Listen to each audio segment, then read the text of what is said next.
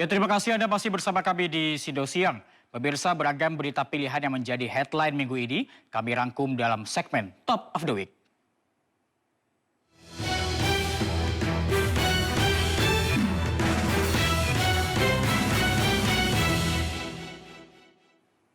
Ya, pemirsa, Majelis Hakim Pengadilan Negeri Jakarta Selatan memvonis pidana mati terdakwa Panca Darmansyah dalam kasus pembunuhan anak kandungnya di Jagakarsa, Jakarta Selatan.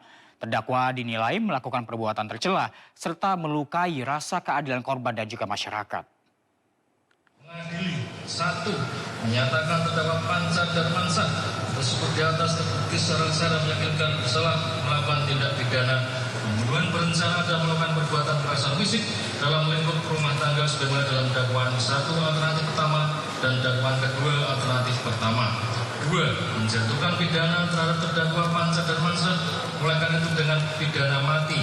3. Menetapkan terdakwa tetap ditahan, menetapkan barang bukti berupa 1 buah kacamata merek Cartier dalam kondisi patah sampai dengan 4 buah sandal anak dimusnahkan. 5. Membebankan biaya perkara kepada negara. Demikian telah diputuskan dalam musyawarah Majelis Hakim Pengadilan Negeri Jakarta Selatan pada hari Senin tanggal 9 September 2024.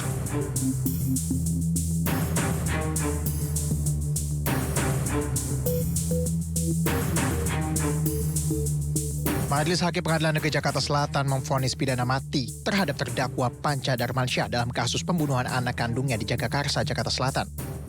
Hakim meyakini dakwaan yang disampaikan jaksa penuntut umum sudah tepat dan setimpal dengan perbuatan terdakwa. Hal memberatkan terdakwa diantaranya tidak mencerminkan sebagai ayah dan suami yang baik, serta perbuatan terdakwa dianggap bertentangan dengan hukum dan tidak ada hal yang meringankan. Sementara usai vonis, kuasa hukum terdakwa berencana akan mengajukan banding. Kemudian dari Rumah Sakit Polri di Kramat Jati memang dia dapat mempertanggungjawabkan pidananya.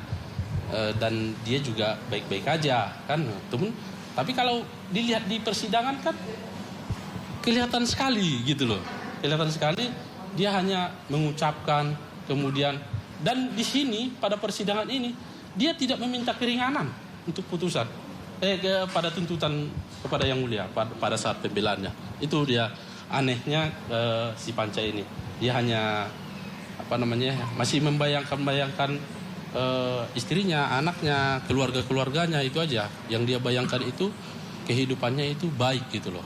Pada saat kecewa jadi reaksinya beda atau ke arah negatif. Terdakwa sebelumnya melakukan pembunuhan terhadap 4 anak kandungnya dengan membekap mulut para korban. Pembunuhan keji ini didasari cemburu pelaku terhadap istrinya. Dari Jakarta, tim liputan Anyus melaporkan. Ya, sementara itu polisi membantah ada motif asmara di balik pembunuhan gadis penjual gorengan di Padang Pariaman, Sumatera Barat. Kapolda Sumatera Barat mengatakan motif pembunuhan murni karena tersangka berniat ingin memperkosa korban.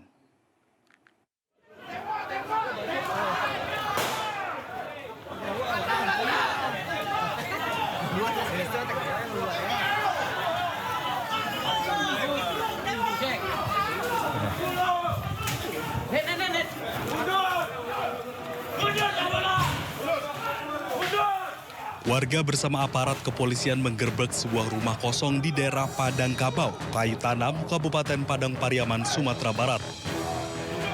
Pihak kepolisian mendapatkan informasi dari warga yang merasa curiga akibat rumah yang sering ditinggal penghuninya itu kerap terkunci dari dalam. Usai mendobrak rumah, pihak kepolisian pun akhirnya mendapati IS yang merupakan pembunuh gadis penjual gorengan di atas loteng. IS yang bersembunyi selama 11 hari ini akhirnya harus ditarik secara paksa oleh pihak kepolisian dari atas loteng. Polisi kemudian mengamankan tersangka ke Mapolres Padang Pariaman. Sementara itu, polisi membantah ada motif asmara di balik pembunuhan ini. Kapolda Sumatera Barat mengatakan motif pembunuhan murni karena tersangka berniat ingin memperkosa korban. Tujuannya adalah memperkosa. Jadi awalnya hanya ingin memperkosa. Tetapi dengan menyikapi itulah mungkin kita masih mendalami dari peristiwa ini. Apakah di situ hanya pingsan atau kemudian meninggal? Karena tersangka pun tidak tahu, yang pasti melihat saat 6 menit disekap ditutup dan pernapasan itu kemudian tidak sadarkan diri, kemudian baru diseret ke atas 300 meter baru diperkosa di situ dilantik. Sebelumnya diketahui, IS pernah beberapa kali masuk penjara karena sejumlah kasus berbeda. IS diduga melakukan pembunuhan dan pemerkosaan kepada NKS yang merupakan pedagang gorengan. Dari Padang Pariaman, Sumatera Barat, Eka Guspriyadi, iNews melaporkan. Ya, seorang siswa salah satu sekolah elit di kawasan Simpruk, Kebayoran Lama, Jakarta Selatan diduga menjadi korban bullying atau perundungan. Pihak sekolah pun angkat bicara menanggapi kasus yang sempat viral ini.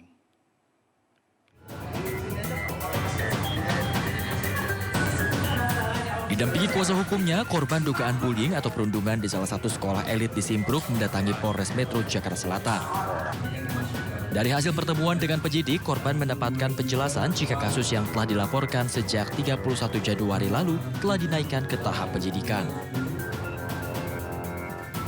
Kuasa hukum korban menyebut atas perundungan yang dialami, kliennya harus menjalani perawatan di rumah sakit dan tidak bisa mengikuti proses belajar selama berbulan-bulan. Korban kasus bullying, pelecehan seksual, kekerasan, pengeroyokan yang berakhir di rumah sakit, sehingga proses belajarnya pun ya dari adik kita ini sudah memakan waktu sekian bulan tidak sekolah. Sementara itu pihak sekolah pun angkat bicara terkait kasus yang sempat viral ini. Melalui kuasa hukumnya, pihak sekolah menerangkan rekaman CCTV yang merekam aksi sekelompok siswa tersebut tidak menunjukkan adanya penganiayaan, melainkan hanya ada 2 orang siswa yang sedang berkelahi di toilet yang melibatkan korban dan ditonton siswa lainnya. Ternyata di sana itu yang terjadi adalah adanya misalnya siswa ini sepakat untuk bertinju. Apa istilahnya itu kelahi. Nanti kita lihat ya. Jadi mereka mengajak berkelahi, mereka meramalkan tidak ada pengeroyokan. Jadi 1 lawan 1 berkelahi, setelah itu selesai. Manajemen BINUS bertanggung jawab dan sudah melakukan apa-apapun yang diperlukan. Dalam menangani kasus ini, penyidik telah menyita sejumlah barang bukti termasuk rekaman CCTV dan akan melakukan gelar perkara dalam waktu dekat. Kita sudah memanggil 18 orang saksi yang sudah kita periksa. Kemudian semuanya sudah kita mintain keterangan. 18 saksi itu termasuk pihak sekolah atau bagaimana? Betul, jadi dari pihak sekolah, kemudian saksi-saksi yang melihat, mendengar, itu yang jelas. Korban, terlapor, itu udah kita periksa semua. Korban berharap 4 terduga pelaku yang dilaporkan segera diproses secara hukum sebagai efek jera agar kasus perundungan tidak lagi terjadi di lingkungan sekolah. Dari Jakarta Selatan, Den Helmi Sajambati, iNews melaporkan.